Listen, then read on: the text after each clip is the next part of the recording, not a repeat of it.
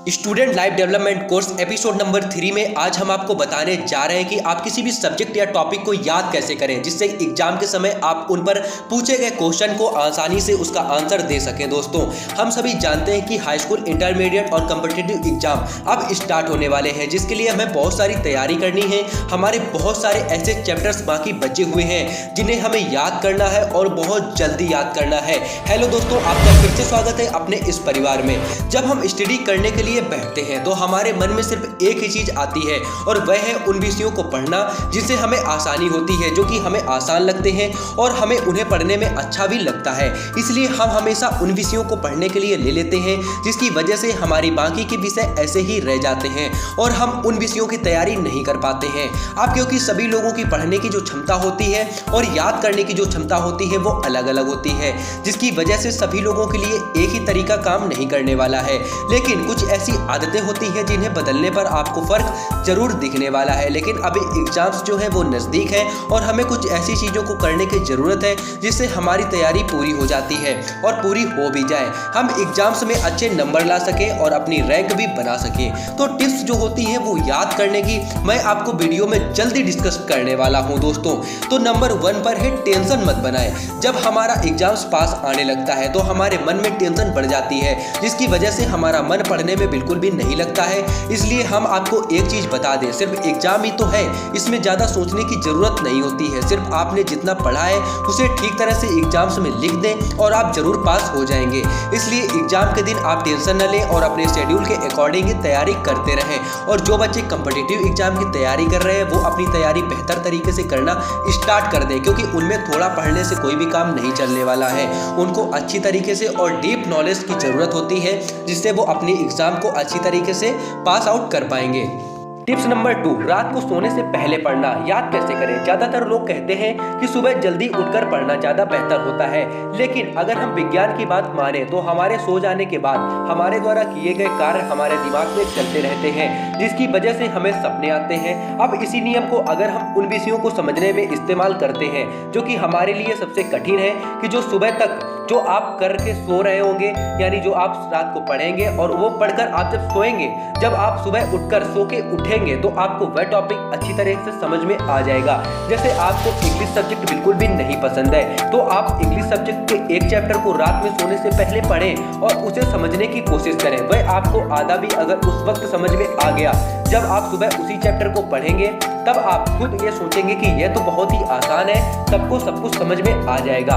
तो tips number 3 है दोस्तों, रीड फार्मूला। साइंस और मैथ सबसे टफ विषय होते हैं, ऐसा हमें लगता है, क्योंकि यह हमें कम समझ में आते हैं, लेकिन वास्तव में यानी रियलिटी में यह बहुत ही आसान होते हैं, क्योंकि यह एक नियम पर चलते हैं और नियम पर चलने वाली चीजों को याद करना आसान हो जाता है, जिसके लिए आपको सबसे पहले इनके फार्मूला को याद करना है और यह समझना है कि यह फार्मूला काम कैसे करते हैं।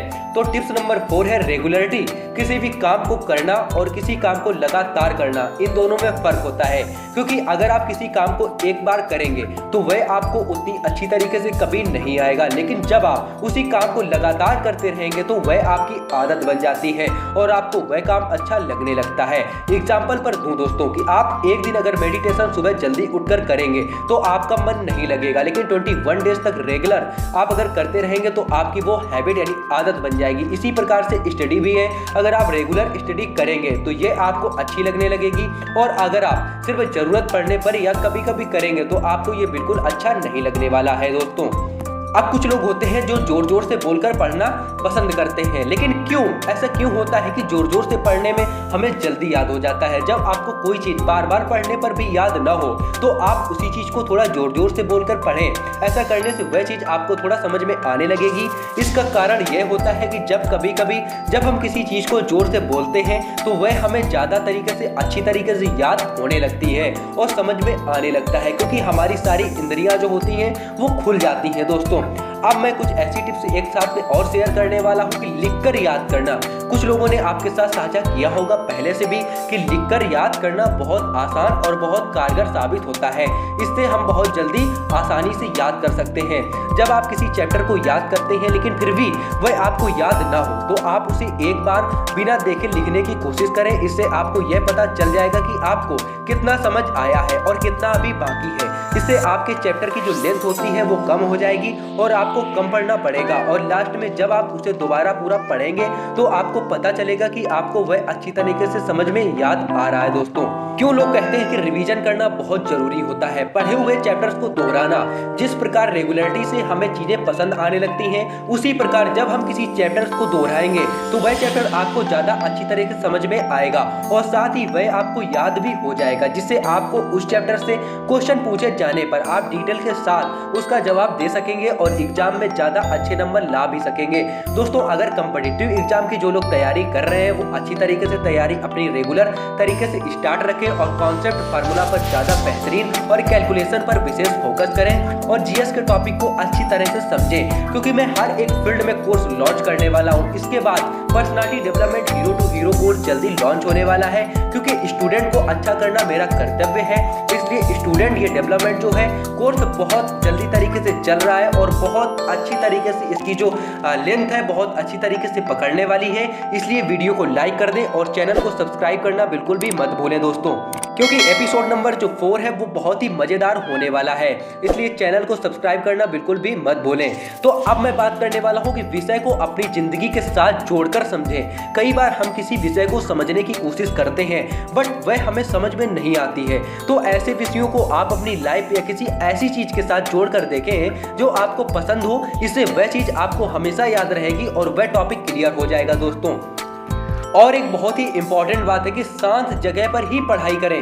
बहुत सारे लोगों के पास अपना एक पर्सनल रूम नहीं होता है, जिसकी वजह से उन्हें शांत जगह की थोड़ी कमी होती है, लेकिन इस कमी को आप अपने घर की छत, दोस्त के घर, पार्क या लाइब्रेरी से पूरा कर सकते हैं, जिससे आप शांत मन के साथ ही अपनी पढ़ाई कर सकेंगे। लेकिन दोस्तों, आप अकेले और एकांत जगह पर पढ़ाई अगर करेंगे तो आपको बहुत आसान तरीके से समझ में आने वाला है। इसलिए आप जो भी जगह चूज करें उसमें कोई भी यानी आपको दूसरा दिखना भी नहीं चाहिए, यानी आपका जो घर का मेंबर भी है और कोई ऐसी चीज नहीं होनी चाहिए, ना ही कोई आपको व्यक्ति दिखे तक नहीं। ऐसी जगह पर, शांत जगह पर और शांत वातावरण में ही पढ़ाई करें। इससे आपको याद जल्दी होगा और चीजों को समझने में ज्यादा आसानी होगी। इसलिए ऐसी जगह पर पढ़ाई करें जिसमें आपको कोई भी व्यक्ति दिखे तक ना। मैं आपको बार बार सजेस्ट कर रहा हूं इसी वजह से। तो दोस्तों, वीडियो को लाइक कर दें और चैनल को सब्सक्राइब करना बिल्कुल भी मत भूलें, क्योंकि आने वाले समय में पर्सनालिटी डेवलपमेंट कोर्स जल्दी लॉन्च होने वाला है। और दोस्तों, कुछ शॉर्ट मैंने डाले हुए हैं जो आपके काम आ सकते हैं, इसलिए उन शॉर्ट्स को वॉच करें और कमेंट में जरूर बताएं कि वो आइडिया आपको कैसा लगा है। और वीडियो को लाइक बिल्कुल भी करना मत भूलें। और दोस्तों, कमेंट में जरूर बता दें कि वीडियो कैसा लगा और आपने वीडियो से क्या सीखा। अगर वीडियो अच्छा न लगा हो तो लाइक ना करें दोस्तों। अगर अच्छा लगा हो तो भाई के चैनल को सब्सक्राइब कर दें और वीडियो को लाइक करना बिल्कुल भी मत भूलें दोस्तों।